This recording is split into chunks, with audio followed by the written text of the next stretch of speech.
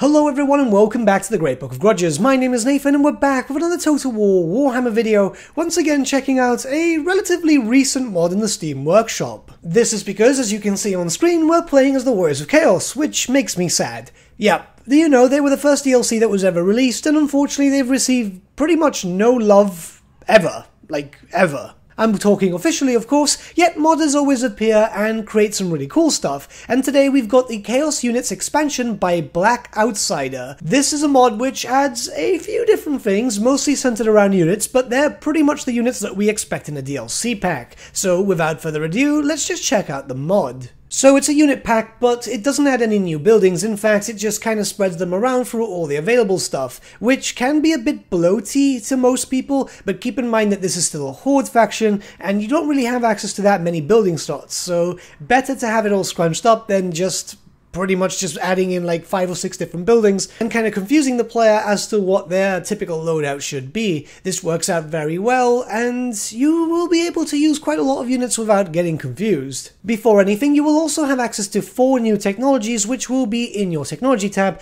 These are the favors of each specific Chaos God, and they'll provide you with some bonuses and so on. It's nothing too big, it's just a little bit of extra flavor, which is always nice. These techs will not only grant you bonuses, but also some army abilities too. You can see here from Tzeentch's favor, you can unlock a very powerful bombardment that will do a lot of damage and will also summon in some Chaos Spawn of Tzeentch. It's quite good, and if you can scrunch up a lot of enemies, you can do a lot of damage. Keep in mind that you're still playing Chaos, so anything that kind of helps you out is going to be worth it. Again, considering that Chaos is not in a very good place right now, but this mod should give a little bit more to it. So with this mod we get a mixture of both lawful and some unlawful units, which wouldn't really be out of the question that they could eventually be added in. Say for example, Chaos Warriors with throwing weapons, Chosen with throwing weapons, and so on. Yeah, it sounds weird, and yeah, they weren't in the tabletop, yet it's kinda possible that the Northmen would be able to do this when elevated to Chaos Warrior. Now that being said, there's a lot of lawful units that we need to go to,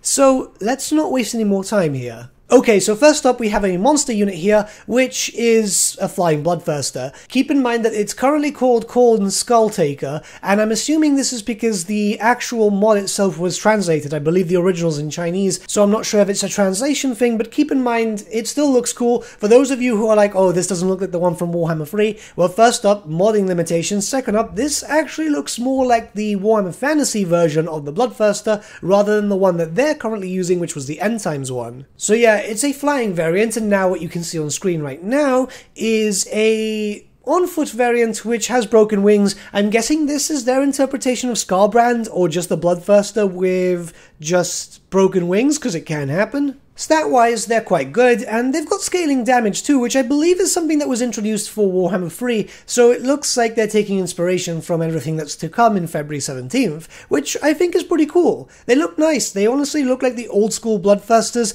and that's just my whole nostalgia feel. Next we have a model which I've been waiting for officially for a long time. It's one of my favourite from the tabletop. This is the Chaos War Shrine, which pretty much moves around in an effort to buff up units and so on. On the tabletop it also kind of increased your chance to have a Demon Prince too. It was really fun. Well, also spawned them too, but that just depends on your rolling. The way it's been interpreted here is it's been turned into a range unit with decent range, 250. It's very much like a Hell Cannon in a sense, but it can still do a lot of damage in melee. It's actually pretty good. It's got great armor, it causes terror, it's anti-infantry. It really depends on what you want to use it for. What I've been doing is pulling the enemy close and then just firing as much as I can, but also just ramming it into the enemy lines. It's really cool, it's done really well. I think it's a really cool interpretation, and it's definitely something that's going to stay in my loadout just because of this. Mainly because, like I said, I really love Chaos War Shrines. Next we have the modder's interpretation of the Slaughterbrute, another highly requested unit.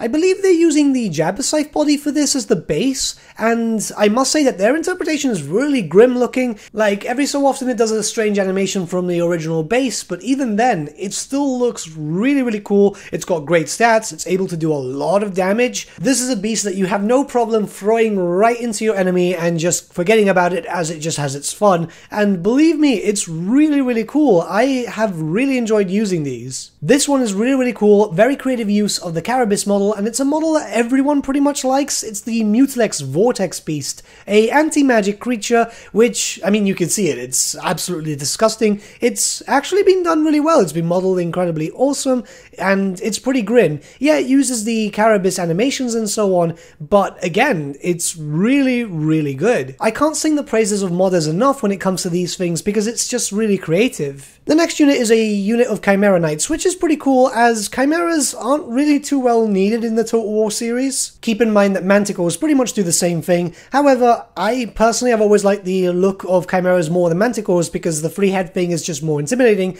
and this is a very heavy unit. You get a very small model count, but they do a lot of damage. This is a unit which confuses me, the Chaos Spirit. I'm not too sure exactly where they're from. They might be from a supplement or something. It's certainly not an interpretation of a Death Head of Nurgle, as those are actual grenades, but still, it's an expendable unit, so if you want a Tar Pit, which is also unbreakable, there you go. Nurgle's Spirit Pool is actually quite cool, as it's a unit, but it can't move, so it acts as a terrain piece. What this does is conveys a rather strong regeneration aura to any unit that might be in his circle of influence, and it's pretty good. The only thing I might say is it's probably got a little bit too little HP, and it can be focused down quite quickly. Mind you, if you're fighting that close, you're likely fighting against a lot of big monsters, so your units are probably getting torn to shreds. Plus, I mean, look at it, it's disgusting, it's awesome. Gore Beasts have been turned into a standard unit too, and with a little bit of a visual update.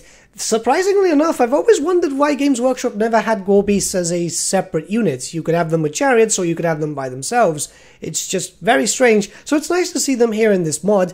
Hopefully Games Workshop learn from this, because, yeah, I don't know, like, they kind of fit. You would expect to have them as a unit if you're using the horses instead of the Gore Beast. Let's not talk about tabletop, there's just a lot going on here. And lastly, in terms of units, we have the Chaos Siege Giant, something that was added in the Tamokan Thrones of Chaos book, and was always really popular. It's really cool here because, yes, Games Workshop really love implementing giants. This is an official thing, though it looks really good. It's something like, well, it looks just like the official art. It's just really well done. Giants have never been too impressive, but this one has Warbreaker, so it's a little better than all the others. You could use them to smash down walls and just go in. Obviously, you've got gates too, but if you're using stuff like GCCM, which has multiple layers, cities, and so on, this would be rather useful. Plus, I mean, look at it. It looks pretty cool. It's got great stats, 100 armor, and so on. If anything, it's what Giants should be. The mod itself is great when it comes to the addition of extra units, especially stuff that's been highly requested for a long time.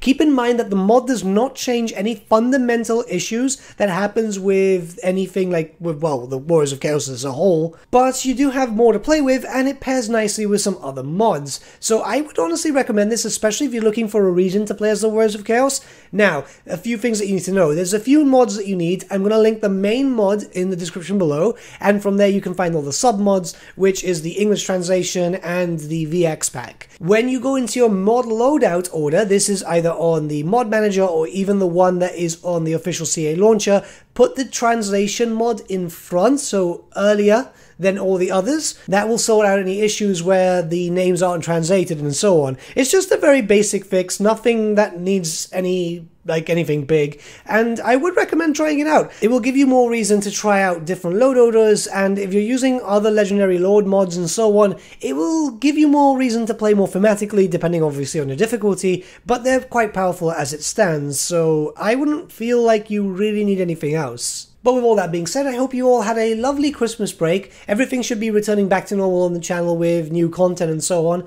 and I'll see you all again very, very soon. But with that, my friends, we've come to the end of our video. Thank you so much for watching. If you did enjoy the video, might I suggest giving the video a like, or even subscribing to the channel, as it really does help us out.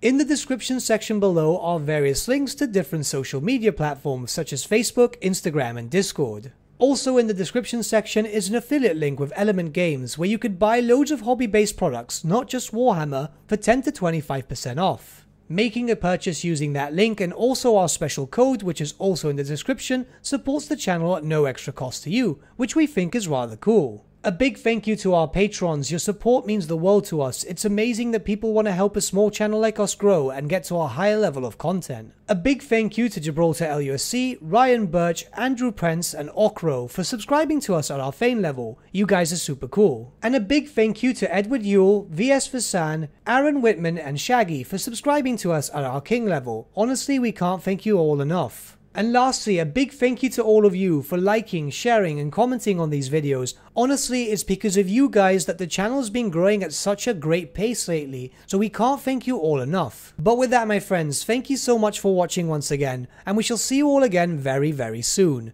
Have a good day.